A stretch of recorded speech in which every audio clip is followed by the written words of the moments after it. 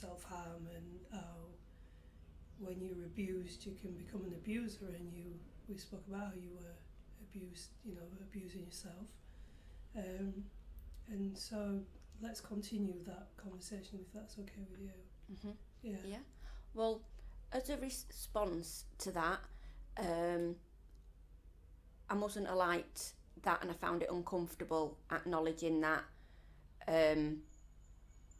I do abuse myself. You could give it all lots of different terms to try and make it sound a little bit better. Even self-harm sounds a little bit better, or anorexia nervosa. It doesn't sound like, well, to me it doesn't sound as bad.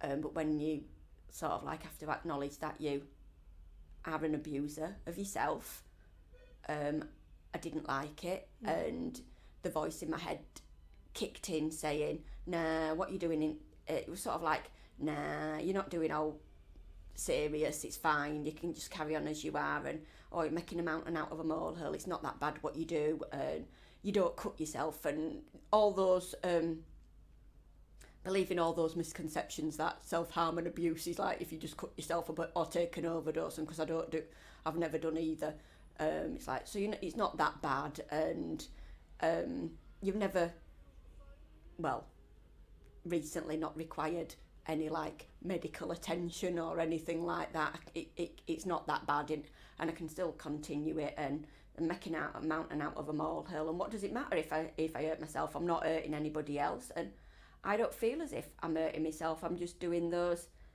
things that I need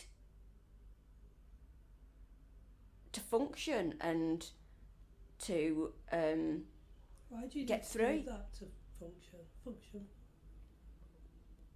Because I don't see him as self-harm or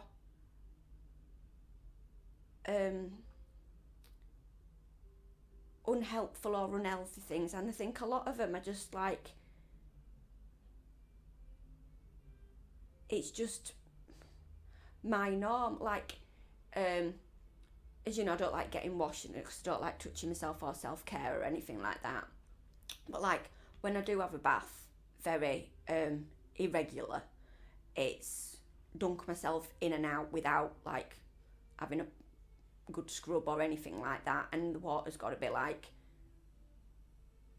boiling hot, and it's got to be really high so I can submerge myself in it. Just submerge myself, and when the water's that bad, it like really itches you and you get really burnt and that. If not, and it's shallower, I've got to get in with a top on and stuff. But like that, getting in scalding hot water and and it really, really hurting and stuff, I don't think, oh, I'm going to self-harm because I'm going to have a bath and all. It's just, that's how I have to have a bath. Why? Because I don't like it otherwise. Well, I don't like it like that, but I think the pain that I'm in when I'm getting a bath stops me. I don't know, I'm just thinking now because I could just do it. Stops me, like thinking, noticing my body, acknowledging my body, because I hate it, looking after myself and all those kind of things. And it seems really alien to me that some people get like baths and showers twice a day and stuff.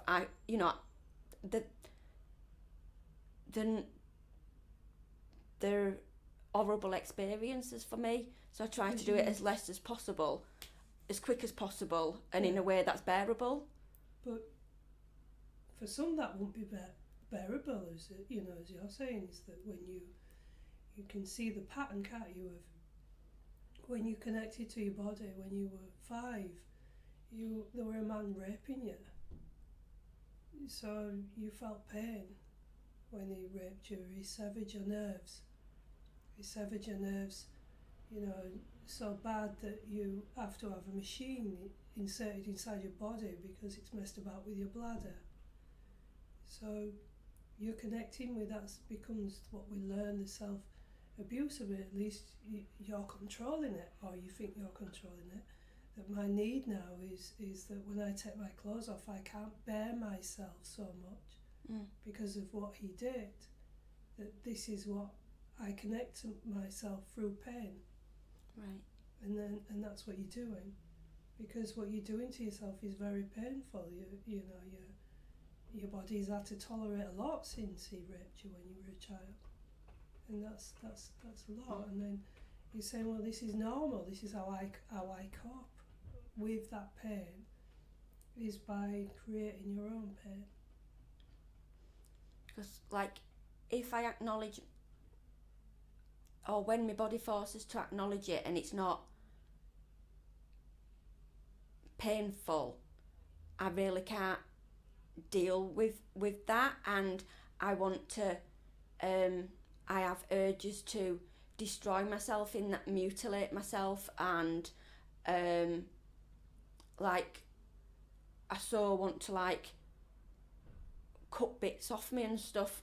And it sounds stupid because I know I'm not going to do it, because you're not like Superman. If you cut a bit off your leg because it's touching other leg, that your body's just not going to go and repair itself. So I know I can't do it and it's not an option, but I have that urge sometimes to just get scissors and mutilate myself, and particular like the time of the month and stuff like that, really would love to attack myself with a pair of scissors.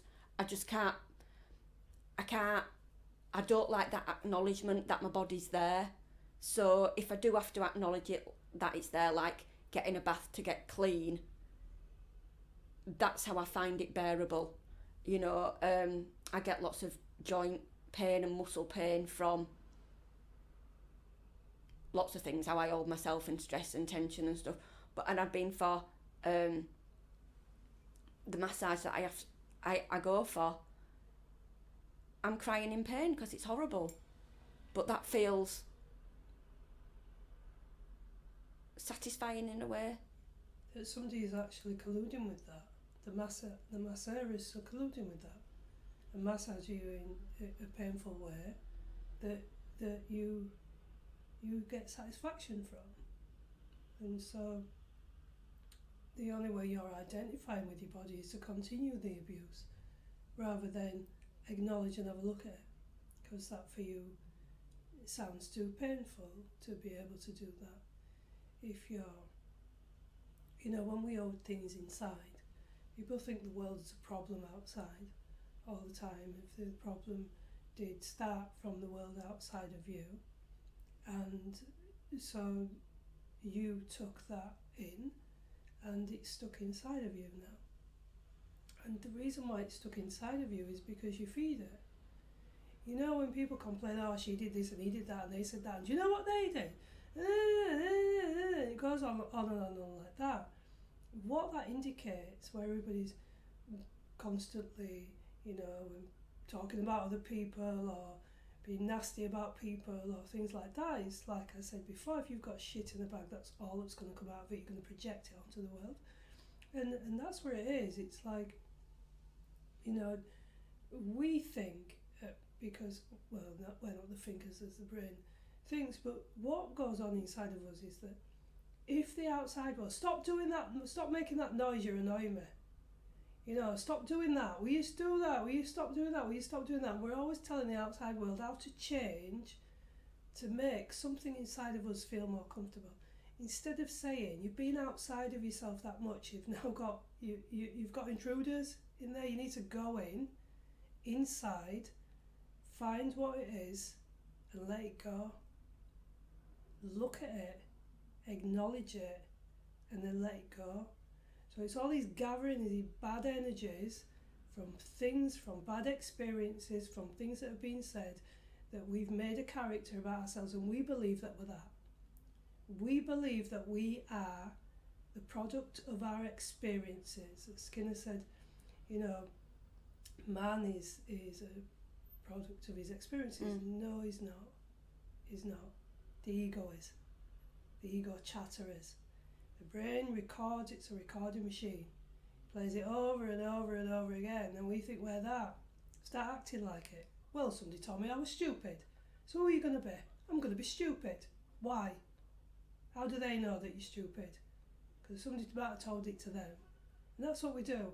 Somebody else tells us something about us, or we think it's about us. It's not. They're not telling us anything about us. They're telling us about them, because it's come out of them. It's their shit in their bag that they're carrying, and it's a projection. And somebody says it. When you're growing up, what do your parents say? Oh, she don't like that. Oh, she always does that. Oh, and she this, and she this. And they might have seen it, and then they make a character and say, that's who you are. And then you believe, oh, I don't like that. This isn't what we do. And all these things that you believe, when you're in this, it's like somebody else is always telling you, culture is a cult. A cult. Yeah?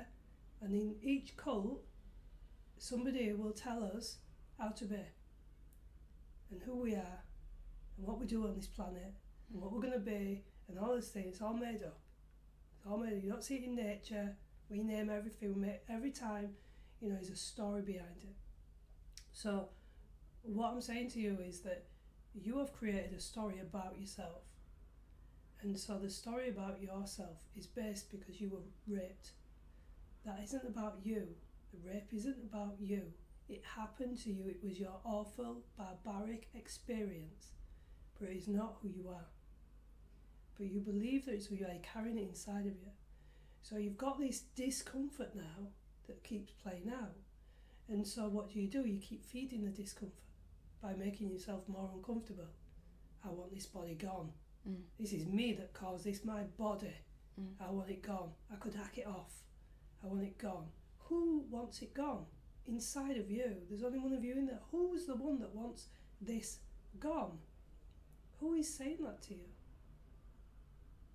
Who is the one that's telling you to get in the bath with these temperatures to hurt the body? Who is the one that's carrying the abuse on in your mind? The ego. The ego, the recording. The recording. It's playing it back and then it's twisted it in on you, and that's what it does. It's not doing it to you on purpose. Everybody's got an ego, everybody's got a recording, because we're all in a cult, in a culture that's taught us. That culture teaches this, that culture teaches this, and that culture teaches us this. And within the culture, things happen. And for you, a rape happened when you were a child, and then your external culture taught you other things, like you always say, far-fetched. Is it far-fetched? Absolutely not. But that's what you're playing back in the recording. Because as you were growing up, you heard the word, that's far-fetched. That's far-fetched. So then you named it, innit? That's far-fetched. So it's like you're not living your life. You're living a second life based on the past, based on something that will never, ever happen to you again, because you're no longer a child. Yeah? You're no longer a child, so as a child, yeah, you're now an adult. But as a child, that person's not interested in you now. He was interested in you when you were a child. Now you're an adult. They're never going to do that to you again. Yeah? But you're keeping it inside. And you're hurting yourself with this information, because it keeps playing over and over again. And that's what you're doing. And it's that, when you look at that, when you look at the impact that this has had on you, is who is keeping it? Even if we hold a grudge against somebody, we've got the grudge. Yeah, so it's like, you're drinking the poison and wanting them to die. Every day you're drinking the poison. Because we owed all these things. And then it's like, oh, this happened to me. When did it happen? About 50 years ago. What's it got to do with today? Nothing. It's hard making those connections. For me, although I was gonna say, I think the voice is trying to justify why it's like how it is, because I'm like, it's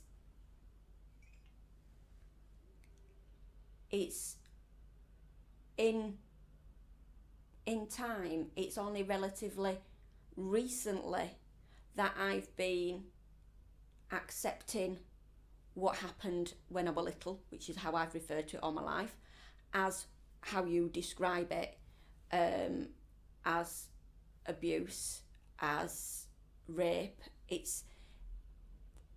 That's still relatively new to me, I guess.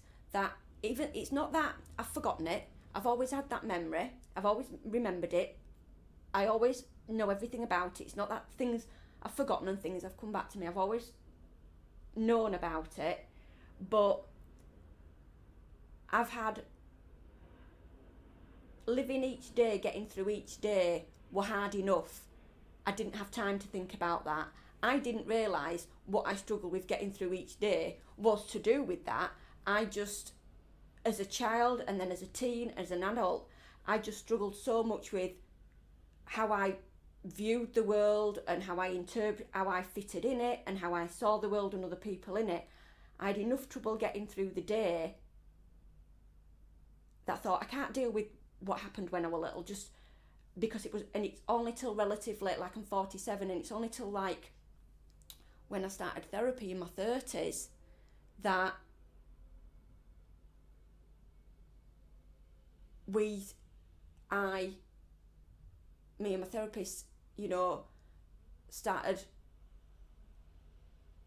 thinking about other things than the behaviours that I were exhibiting, looking at why, rather than people who, when I first came into services and stuff, it were like no self-esteem, no, don't like herself, anorexia nervosa, depression, OCD, all sorts of different labels.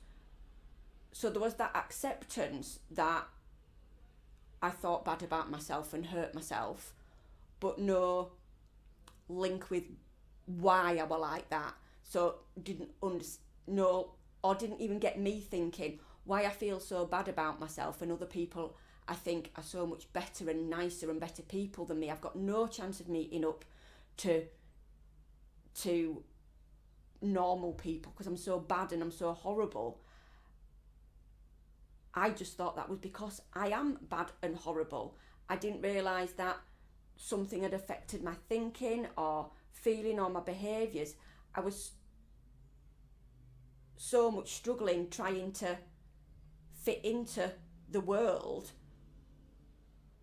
and justify my existence or not existence or whatever, that I didn't have time to think about why did I feel about these things about myself. And it was that when it was therapy, look, not just accepted, you've got no self-esteem, you need assertiveness classes. It was, where's that come from? Let's look at how you think about yourself and how you, and how you don't have relationship with other people, or what I like the relationships you have with other people I like.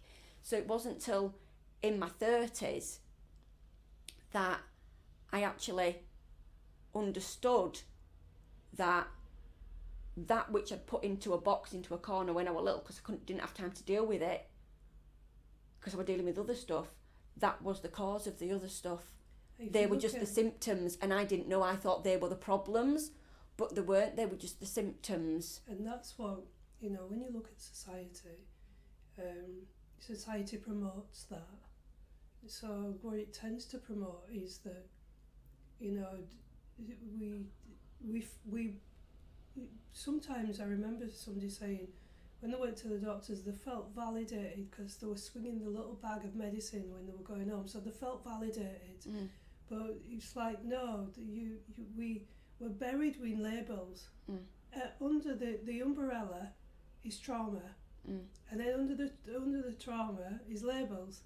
We get all these labels, and you say, well, I didn't have time for that. It's like, because nobody really has time for that, do they? In the reality picture, when you have a look, we don't have time for that, so I'll give you this. So whatever you've got, we're going to shut it up. So what label? You've got this label, you get this pill and you'll shut up. You're shutting the body up, yeah? Does it make you better? No, it shuts you up. That's what it does. Because we just don't have time to investigate to say why. Why have you got that? Why aren't human beings being studied enough to find out about our spiritual self, who we really are and what we really are, instead of us being told who we are with labels. Yeah. The very first label was your name, and you got label after label after label after that. Another label, you're female, another label, you're Caucasian, another label, and another label, and another label. We've got all these labels, and then you become a label, and you're none of it. So your humanness gets buried under all of it. You don't. Where do you study you? Where would you study you? You go to school, to the factual learning machine, to learn about to work, and what you learn is rules, invisible rules, and it hammers them into you. I must, I should, I have to, I've got to. Now you're cooked. And now when you go in the workplace, I must get there on time. I've got to do that work. You see how it goes? Yeah. It goes like that. But wherever did you study about who you are, who you really are, what a human being for me, really like. That study started in therapy. And that's it. And for some, they never get that. So people live a second-hand life based on their experiences and what they believe, what they've gathered up, a character about themselves, and they'll live it, oh, I'm stupid, so I'm going to be stupid for the rest of my life. I must admit, I can't do that. I had to ask for that kind of, it wasn't offered to me that as an option of looking at me becoming different or becoming well or whatever. Very much similar to what you say about prescribing and stuff. Over the years it was like, well, you've got an eating disorder, well, we refeed you, well, you've got depression, so we give you a pill. And it were like, you know, I've seen written in my notes a lot of input but with very little success, and when medications weren't working, I can remember one doctor telling me, there's nothing wrong with you, do you want me to make something up? Because tests came back as okay, but yet I was experiencing pain, I was experiencing this, that and the other, but because a test didn't show it up, it was like, well, there's nothing wrong with you. Yeah, because there's something wrong with you, and that's ultimately what you're saying. There's actually something wrong with you, so if there's nothing wrong with you, do you want me to make it up? Because we're so perfect and superior that we do these tests, and if you don't fit into this little box, so we can tick it and give you something for it. So it doesn't actually become about you, does it? No. When you ever learn about you, it becomes about them, it becomes about something else. And I think I learned from my surroundings, as in my parents and I only know my grandma, but my grandparents, is that they come from a generation where doctors are like gods. You know, you used to get dressed up because you were going to doctors, you know, and that kind of thing, and so what they say goes. So I never once thought to question anything, even when I were insulted by medical staff. You know, you look, what one nurse says, I pity your parents for having a daughter like you, and I went, yeah, so do I, because they're like gods. They know best. They know everything. You don't question. That's what I picked up from my environment. Like, you know, how my mum saw doctors, that they knew everything, and that kind of thing. I think one of the things my mum struggled with when I started therapy was, do you mean they aren't giving you any pills? Yeah, well, that's not good, is it? And she came from that generation, so I think I picked up on that, just like I did with teachers, that you don't question them, they know everything, they're better than you. Because they've all got egos. And everybody with the ego, which we program the ego into each other in all cultures.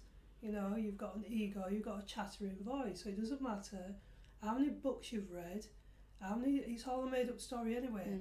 We read a book that's a copy of a book that's a copy of a book, and we read it, and then we say, I know this book because I can repeat it, and because I can repeat the knowledge in it, now you're going to give me a certificate, and then you're going to give me a label. Then we come back to labels again. We get a label, a professional. What's a professional do? They have a specific job that they have trained in and that they do repeatedly. That's the name of professional, so that's what you do. Does it mean I'm better than another human being? No. Does it mean I'm more intelligent than another human being? No, it doesn't. It doesn't, because that's all in the ego. These are made up stories. We make qualifications up, we make new courses up all the time, make new medicine up, make it all up. Everything's a made up thing. Nature remains the same. It makes nothing up because it doesn't make a mess like freedom. So it doesn't do all those things. But we come so far away from our humanness, and that's what you're crying out for, is your humanness. Yeah, it's like majority of people are searching for freedom and happiness. It's inside you.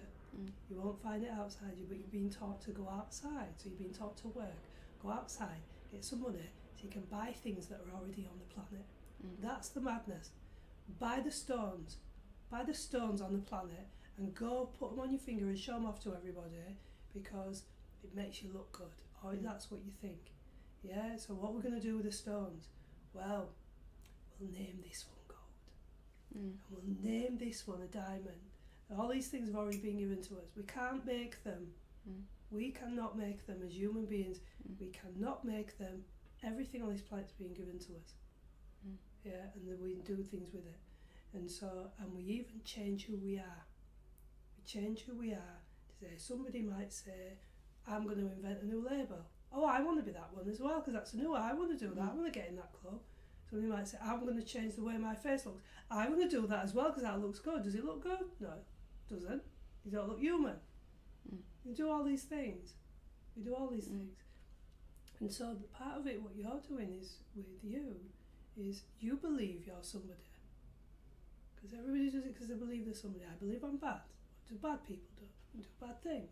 I'll do something bad to myself. Yeah, because I wouldn't want to, like, hurt anybody else or and it's okay. do anything like that. So you can tell yourself it's an okay story. Yeah. Because you're doing it to yourself. And I don't see it as hurting myself. Exactly, and it sounds simple. And it sounds similar to, why don't you stop then? Well, that's the other part. Is because you believe it so much. And it would be like saying to somebody, 2 add 2 is not 4. Yeah, it is. I've got an electrical connection for that. It tells me straight away, it's 4. It's not. Well, you'll have to prove it, and it's because you're going to take a long time proving it for me to change my mind about that belief. Because I feel it in my bones, I know it. And that's like this. If someone comes and says, do you know this world that you're in is a made up one, because we made it up. Yeah, and we made it up, and you're going to believe it because you look up to everyone. You're going to believe it. Because I am learning these things you're saying through therapy, but it's not like, and in sometimes, well, again, hurting myself, I'll beat myself up because I can't just, I know these things, so stop doing them. Just have a nice massage, or don't have a massage, or get in the bath with it like that, or wear sun cream when you go out when it's been really hot, because I've never been on an holiday abroad where I ain't got sunstroke. It's like, well, I don't care whether I get sunstroke or not. And it's like, but in that, because I don't realise. Is it because sunscreen will stop sunstroke, or is it because you've been told that?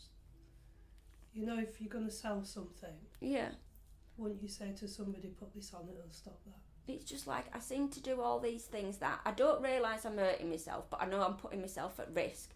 I don't care that I'm putting myself at risk, but then the elements when I think, the little bits of time when I do can think, right, I'm going to tackle it. I'm going to do, like, I know one of my addictions is Pepsi, and it's like, right, I'm going to drink a little bit of water and stuff like that, and it's like I just can't, just because I know it, and I know I'm not, and I'm hurting myself, and I know I'm doing myself damage, I just can't just stop it, like you say. I don't know, it's not, for me, and I beat myself up saying I'm not good enough or I'm not doing it right, because I'm continuing to do it now. I know that I'm conscious of what I'm doing, but I still can't stop it. And it's that where you feel that, you know, when you get entangled in it like that, and lots of people do, they know that it's bad to smoke and smoke or drink and things like that, but you don't just stop just like that, just because somebody says, well, that's wrong, don't do it. You don't, you know, you're not going to stop, because you've taken it in, and you've made a character of yourself with it. It's become you. You've been absorbed with it. It's like bathed in it. You know, the feelings that you carry where you speak about what this has done to you, but you've never spoke about. I rarely hear anybody say, what type of person? Yeah, in this case, a man. So what type of man would damage a child's body in that way? Would use himself as a weapon to damage a child's body in that way? What type of person would do that to a child?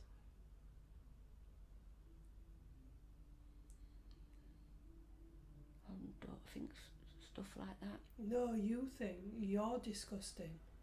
That's what you think, instead of thinking, you know, the other side of it. That this innocent child is going to be, her mind's going to be changed. Her body's going to be damaged. What I do is going to have an impact on that person for the rest of their lives. What type of person does that to another human being? That would put another human being through horrific pain, time after time after time, and change that child's childhood. That would take that child's childhood away from them. What type of person would do that? Not nice.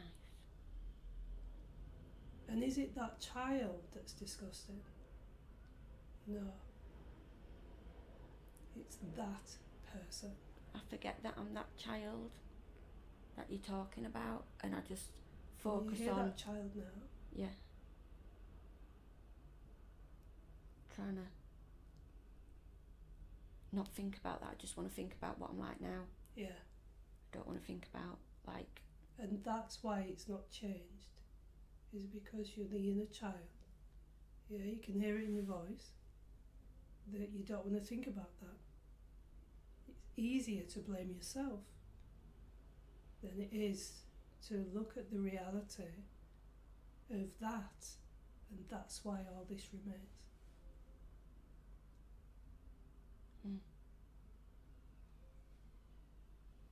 It's although this stuff that I'm talking about, hurting myself and how I live and stuff, although it's uncomfortable, it's known uncomfortable. I guess what you've described just now, like thinking about that person and a child and stuff, it's like, don't like it because I've not thought of that before. That's new. I don't know what to do with that. I don't know how to think that. I don't know how to feel that. I don't know. Let's go back to me having an addiction to like certain foods and certain drinks or routines about that. I have to do this at a certain time, and if not, come hell or high water, I'll be like pulling my hair out, screaming and stuff like that because I need to do this at a certain time and stuff like that. It's although it's horrible experiencing that. I know it, and it's familiar, and it's known. That what you're talking about, thinking of a child and what's happened to them, it's like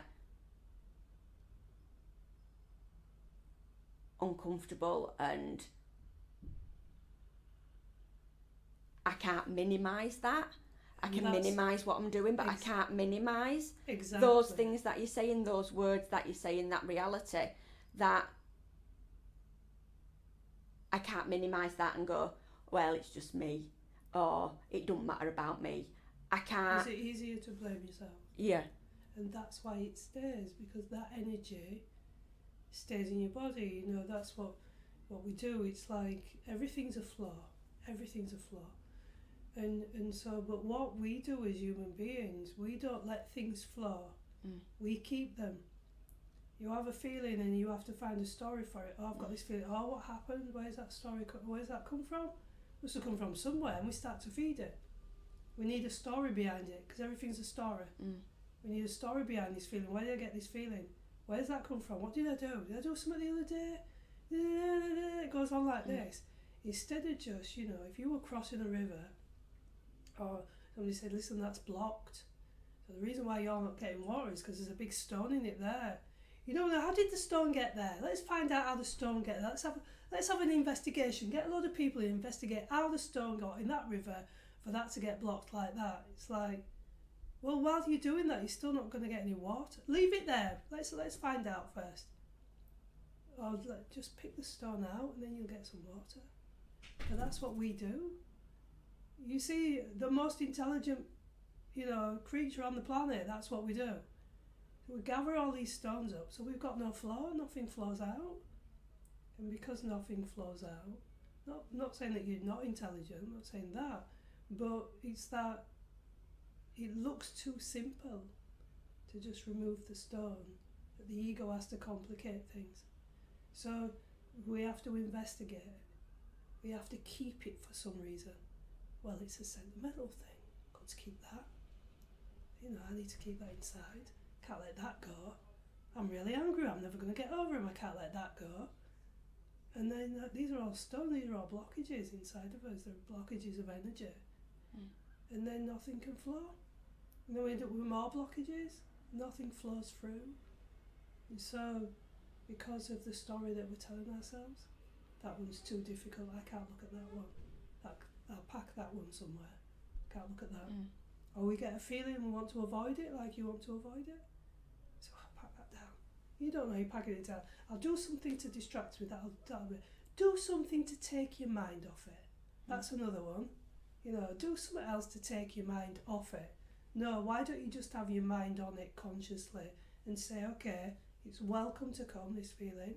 I'm going to have my mind on it because I'm looking at it. I'm not getting in the soup with it. I'm looking at it. And I'm looking at it, I'm done with it now. So now I'm going to let it go. But you can't look at it. And that's the difference. It's to say, well, I know all this stuff, why am I keeping it? It's because there's a blockage that you won't look at. Because it's too difficult. It's too painful. And that's why we say, why are you in therapy for such a long time? Because people keep things. And they have free will. Autonomous human beings, you have free will. You can keep that if you like, or you can get rid of it. It's entirely up to you, whenever you're ready.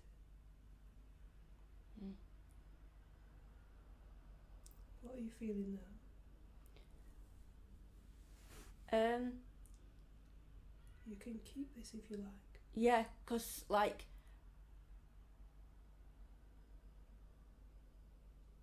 there's a voice in my head going, yeah, bring it on then, and taking it, it's no, let's talk about it, it's no, and it's like, well, that's you're doing it again, instead of being open to what it might make me feel or think, or just accept the reality of what's happened. I'm sort of minimising it before I've even looked at it. So it's your ego that's minimising it. Yeah. But it's like saying, oh, come on, bring it on. But actually, when we were saying it, your body was saying something else, because you could see it was in your nervous system. And your body was reacting to that. So it's that